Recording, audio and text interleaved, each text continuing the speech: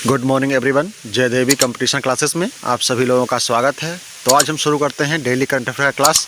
तो daily current affair की class में जो भी आज के महत्वपूर्ण क्वेश्चन बनेंगे वो हम आपके सामने डिस्कस करेंगे और उनके बारे में इंपॉर्टेंट फैक्ट्स भी बताएंगे। तो चलते हैं, देखते हैं आज का हमारा पहला क्वेश्चन कौन सा बना हुआ है। तो आप लोगों से बस यही हमारा विनम्र रहेगा कि आप लोग हमारे यूट्यूब चैनल को लाइक, शेयर और सब्सक्राइब करें और अपने दोस्तों को भी सुझाव दें कि वो हमारे YouTube चैनल को लाइक, शेयर और सब्सक्राइब करें। तो चलते हैं, देख लेते हैं पहला क्वेश्चन आज का हमारा कौन सा बना हुआ है। तो ये हमारा जो वीडियो बना हुआ है ये 7 सितंबर 2021 का बना हुआ है। तो देख लेते हैं आज के हमारे कौन से इंपॉर्टेंट क्वेश्चन हो जाते हैं। तो आज का हमारा पहला इंपॉर्टेंट क्वेश्चन हो जाएगा, हाल ही में अंतर्राष्ट्रीय चैरिटी दिवस कब मनाया गया है। हाल ही में अंतर्राष्ट्रीय चैरिटी दिवस कब मनाया गया है। तो ये 1 सितंबर, 2 सितंबर, 3 सितंबर या फिर 5 सितंबर। तो अंतर्राष्ट्रीय चैरिटी दिवस कब मनाया गया है ये आपको बताना है। तो आप देखें और बताएं कि अंतर्राष्ट्रीय चैरिटी दिवस कब मनाया गया है। तो अंतर्राष्ट्रीय चैरिटी दिवस 5 सितंबर को मनाया गया है। अंतर्राष्ट्रीय चैरिटी दिवस 5 सितंबर को मनाया जाता है। इसी दिन पर क्या है, शिक्षक दिवस, 5 सितंबर को शिक्षक दिवस मनाया जाता है डॉक्टर सर्वपल्ली राधाकृष्णन की जन्म तिथि के ऊपर। ओके, चलते हैं अगले क्वेश्चन की तरफ। अगला क्वेश्चन हमारा देख लेते हैं, किस राज्य सरकार ने ऑनलाइन जुआ और सट्टेबाजी पर प्रतिबंध लगाने की घोषणा की है। तो हाल ही में राज्य सरकार ने ऑनलाइन जुआ और सट्टेबाजी पर प्रतिबंध लगाने की घोषणा की है। तो ये कौन सा राज्य है तो देख लेते हैं। तो इसमें हमारा असम हो जाएगा, कर्नाटक हो जाएगा या मध्य प्रदेश या फिर तमिलनाडु। तो इसमें से हमारा ऑप्शन नंबर कौन सही है। तो इसमें हमारा ऑप्शन नंबर सही हो जाएगा 2, कर्नाटक। कर्नाटक राज्य सरकार के द्वारा ऑनलाइन जुआ और सट्टेबाजी पर प्रतिबंध लगाने की घोषणा की गई है। देख लेते हैं। तो कर्नाटक में जोंग जलप्रपात के जीर्णोद्धार के लिए का निर्णय लिया गया है। एपी मित्रा ऐप और मेघ संदेश ऐप ये भी कहाँ, तो कर्नाटक में लॉन्च किए गए हैं। दुनिया का सबसे लंबा रेलवे प्लेटफॉर्म हुबली में बन रहा है, ये भी कर्नाटक में है। अलमाटी बांध कृष्णा नदी सागर पर और कृष्णा सागर बांध कावेरी नदी पर बना हुआ है, कहाँ, कर्नाटक में। देख लेते हैं अगला क्वेश्चन तो कर्नाटक के बारे में। तो कर्नाटक की राजधानी है बेंगलुरु। राज्यपाल हैं थावरचंद गहलोत जी। मुख्यमंत्री हैं वी एस येदियुरप्पा। लोकसभा में 28 सीटें हैं यहाँ पर और राज्यसभा में यहाँ पर 12 सीटें हैं। विधानसभा में 224 सीटें हैं और विधान परिषद में यहाँ पर कितनी सीटें हैं। तो विधान परिषद में यहाँ पर 75 सीटें हैं। कितनी हैं, 75 सीटें हैं। राष्ट्रीय उद्यान यहाँ के कौन कौन से हैं। तो अंसी, बांदीपुर, वन्यरगट्टा, कुंद्रेमुख और नागरहोल। राजीव गांधी इसका परिणाम था। तो ये यहाँ के महत्वपूर्ण राष्ट्रीय उद्यान हो जाते हैं। तो आप लोग हमें कमेंट बॉक्स में बताएंगे कि ऐसे कौन कौन से राज्य हैं जिनके यहाँ पर विधान परिषद है। ठीक है, ऐसे कितने राज्य हैं जिनके पास विधान परिषद है, तो आपको कमेंट बॉक्स में बताना है। देख लेते हैं अगला क्वेश्चन। अगला क्वेश्चन है, भारत और किस देश के बीच संयुक्त सैन्य अभ्यास सूर्य किरण आयोजित किया जाएगा। तो हाल ही में भारत और किस देश के बीच संयुक्त सैन्य सूर्य किरण आयोजित किया जाएगा। तो आपको बताना है, आप बताएं। बांग्लादेश है या फिर नेपाल है या फिर भूटान है या फिर श्रीलंका। तो निम्नलिखित में से ऐसा कौन सा देश है, क्या है, भारत और किस देश के बीच संयुक्त सैन्य अभ्यास सूर्य किरण आयोजित किया जाएगा। तो ये हो जाएगा इसमें ऑप्शन हमारा 2, नेपाल। भारत और नेपाल के बीच संयुक्त सैन्य अभ्यास सूर्य किरण का आयोजन किया जाएगा। तो ये कब किया जाएगा। संयुक्त सैन्य अभ्यास जो है ये 20 सितंबर से शुरू होगा। यह 15वां संस्करण भारत के पिथौरागढ़ में होगा। कहाँ होगा, यह क्या है, यह भारत और नेपाल के बीच 15वां संस्करण है जो पिथौरागढ़ भारत में होगा। नेपाल की राजधानी काठमांडू है। रुपया है नेपाली रुपया और यहाँ के राष्ट्रपति हैं विद्या देवी भंडारी। पीएम है शेर बहादुर देउवा। ओके, शेर बहादुर देउवा यहाँ के प्रधानमंत्री हैं। अगला क्वेश्चन देख लेते हैं। अगला क्वेश्चन है, हाल ही में आईटीबीपी टीम ने किस राज्य में माउंट बलबाला पर सफलतापूर्वक चढ़ाई की गई है। तो हाल ही में आईटीबीपी टीम के द्वारा किस राज्य के माउंट बलबाला पर सफलतापूर्वक चढ़ाई की गई है। तो ये हिमाचल प्रदेश में है, छत्तीसगढ़ में है, उत्तराखंड में है या फिर कर्नाटक में है। तो ये माउंट बलबाला जो है ये किस राज्य में पड़ता है। तो ये पड़ता है उत्तराखंड में। ठीक है, कहाँ पड़ता है, उत्तराखंड में पड़ता है। देख लेते हैं। इसकी जो ऊंचाई है वो 21,050 मीटर ऊंचाई है। 2150 फीट इसकी ऊंचाई हो जाती है किसकी। तो ये है बलबाला। ठीक है, माउंट बलबाला जो है इसकी 2150 फीट ऊंचा हो जाता है। देख लेते हैं उत्तराखंड। तो उत्तराखंड में पहला वन चिकित्सा केंद्र खोला गया है।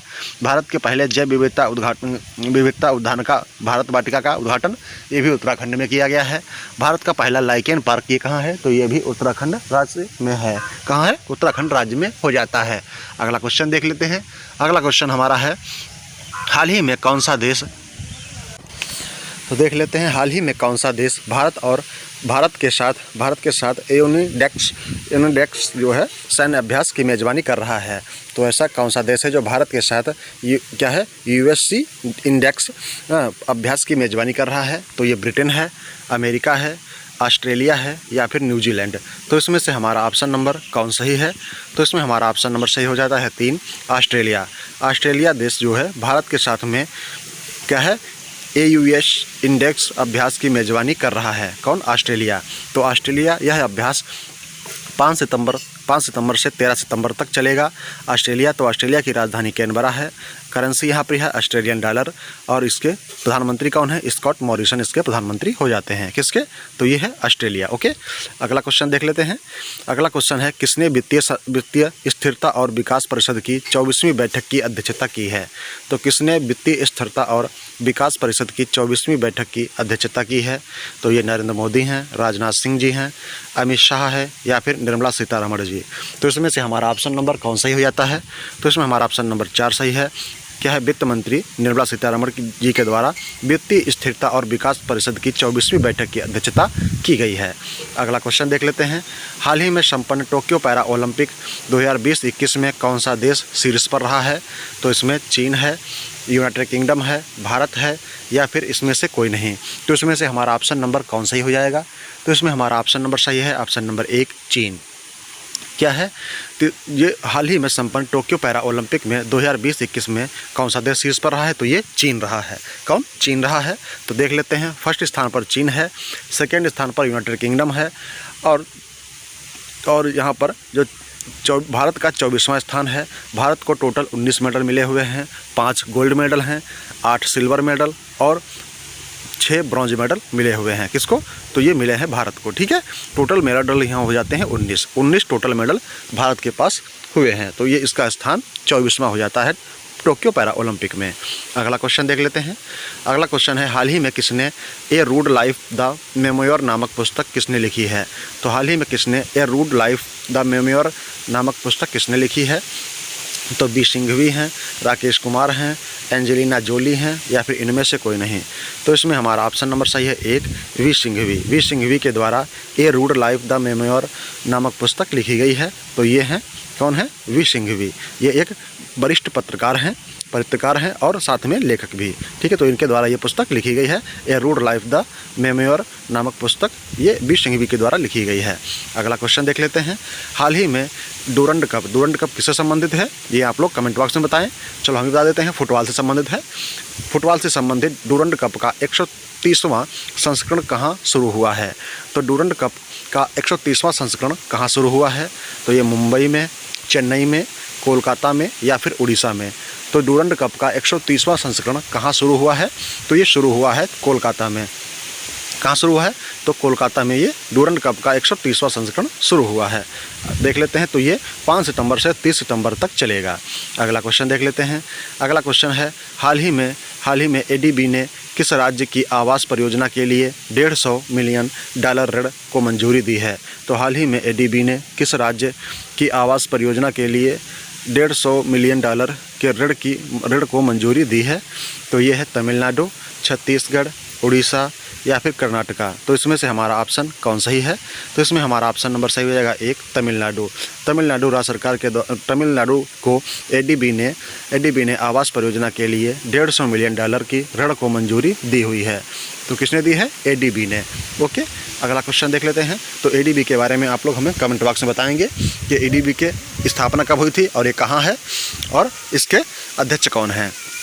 तो अगला क्वेश्चन है, हाल ही में किसने अपनी पुस्तक know your right and claim them a guide for youth जारी की है। तो हाल ही में किसने अपनी पुस्तक know your right and claim them a guide for youth जारी की है? तो इसमें से ऑप्शन हमारा है वी सिंघवी, या फिर एंजेलिना जोली, या फिर टीना डाबी, या फिर इनमें से कोई नहीं। तो इसमें से हमारा ऑप्शन नंबर कौन सही है?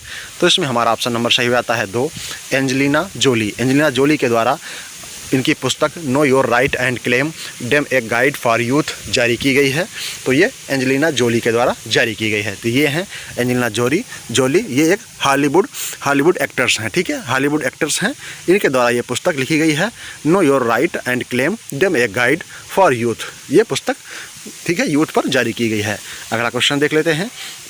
अगला क्वेश्चन हमारा है, किसने डिजिटल भुगतान interactive platform pulse platform launch किया है? तो ये गूगल पे ने, फ़ोनपे ने, या फिर पेटीएम ने, या फिर इनमें से कोई नहीं। तो इसमें से किसके द्वारा जारी किया गया है भुगतान interactive platform pulse platform launch किया है? तो ये किया है फ़ोनपे ने। फ़ोनपे के द्वारा ये प्लेटफॉर्म लॉन्च किया गया है। फ़ोनपे की स्थापना 2015 में, हेड ऑफिस बेंगलुरु, और इसके CEO हैं समीर निगम। कौन है? तो हेड ऑफिस इसका है बेंगलुरु में, और इसके CM हैं, इसके CEO हैं जो समीर निगम जी हैं। इसकी स्थापना 2015 में फ़ोनपे की हुई थी। अगला क्वेश्चन देख लेते हैं। क्या है, प्लास्टिक समझौता शुरू करने वाला पहला एशियाई देश कौन बना है? प्लास्टिक समझौता शुरू करने वाला पहला एशियाई देश कौन सा बना है? तो ये अमेरिका है, रूस है, कनाडा है, या फिर भारत। तो इसमें से हमारा ऑप्शन नंबर कौन सही है? तो इसमें हमारा ऑप्शन नंबर सही हो जाएगा, ऑप्शन नंबर कौन सा? 4, भारत। भारत जो है ये प्लास्टिक समझौता शुरू करने वाला पहला एशियाई देश बना हुआ है। कौन? तो भारत। अगला क्वेश्चन देख लेते हैं। हाल ही में लवलीना बोर्गोहेन किस राज्य के समग्र शिक्षा अभियान की ब्रांड एम्बेसडर नियुक्त हुई हैं? तो हाल ही में लवलीना बोर्गोहेन किस राज्य के समग्र शिक्षा अभियान की ब्रांड एम्बेसडर बनी हुई हैं? तो यह केरल है, या फिर राजस्थान हो जाता है, या फिर उत्तर प्रदेश, या फिर इसमें आसाम है। तो इसमें से कौन सा राज्य है जिसने लवलीना बोर्गोहेन को समग्र शिक्षा अभियान का ब्रांड एम्बेसडर नियुक्त किया है? तो ये किया है असम राज्य ने। असम राज्य ने लवलीना बोर्गोहेन को समग्र शिक्षा अभियान का ब्रांड एम्बेसडर नियुक्त किया हुआ है।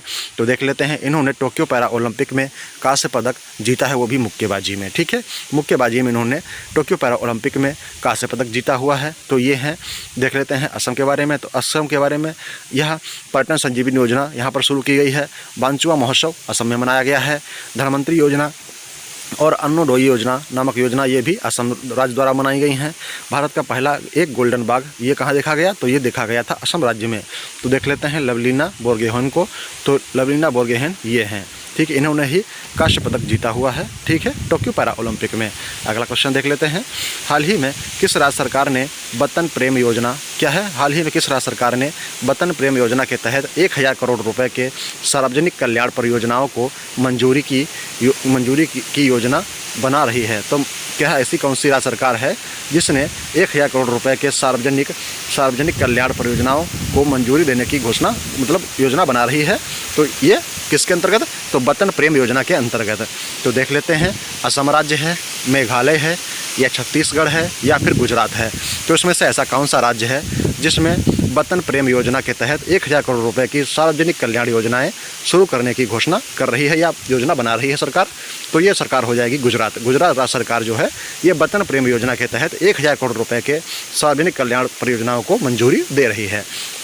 देख लेते हैं अगला क्वेश्चन है, डच ग्रैंड प्रिक्स 2021 किसने जीता है? तो डच ग्रैंड प्रिक्स 2021 किसने जीता है? तो ये हैं क्रिस्टियानो रोनाल्डो, मैक्स वर्स्टैपन, या फिर लियोन मेसी, या फिर लियो डायबाला। तो इसमें से हमारा ऑप्शन नंबर कौन सही है? तो इसमें हमारा ऑप्शन नंबर सही है 2, मैक्स वर्स्टैपन जो है इन्होंने ग्रैंड प्रिक्स, क्या है, डच ग्रैंड प्रिक्स 2021 जीता हुआ है। किसने? तो मैक्स वर्स्टैपन ने, ठीक है। अगला क्वेश्चन देख लेते हैं। तो ये मैक्स वर्स्टैपन जो हैं ये डच प्लेयर हैं, ये रेडबुल से खेलते हैं, ठीक है, रेडबुल कंपनी के ये मैक्स वर्स्टैपन है, ये डच प्लेयर हो जाते हैं। कहाँ के? तो ये किस कंपनी से खेलते हैं? ये रेडबुल से खेलते हैं। अगला क्वेश्चन देख लेते हैं।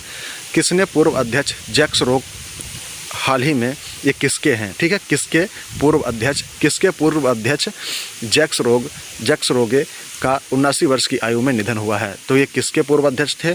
जैक्स रोगे, जिनका 79 वर्ष की आयु में निधन हुआ है। तो ये IOC के हैं, या फिर HDFC के हैं, या फिर रिलायंस इंडस्ट्री के हैं, या फिर टाटा मोटर्स के हैं। तो ये जैक्स रोगे जो हैं ये इनकी 79 वर्ष की आयु में निधन हुआ है। ये किसके अध्यक्ष थे? तो ये अध्यक्ष थे IOC के, ठीक है, IOC के अध्यक्ष थे। इनका 89 वर्ष की आयु में निधन हो गया है। अगला क्वेश्चन देख लेते हैं। तो है पूर्व केंद्रीय स्वास्थ्य सचिव और पूर्व राष्ट्रपति डॉक्टर सर्वपल्ली राधाकृष्णन के पोते का निधन हो गया है, उनका क्या नाम है?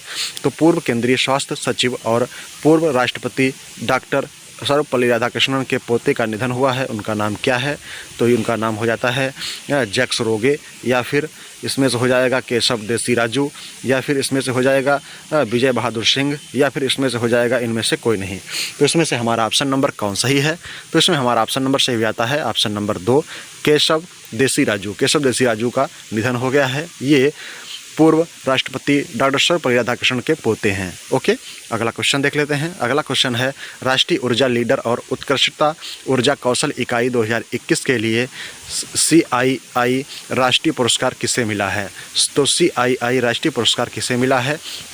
तो इसमें कानपुर हवाई अड्डा है, लखनऊ हवाई अड्डा है, या फिर दिल्ली हवाई अड्डा है, या फिर इनमें से कोई नहीं। तो इसमें से कौन सा हवाई अड्डा है जिसे CII राष्ट्रीय पुरस्कार से सम्मानित किया गया है?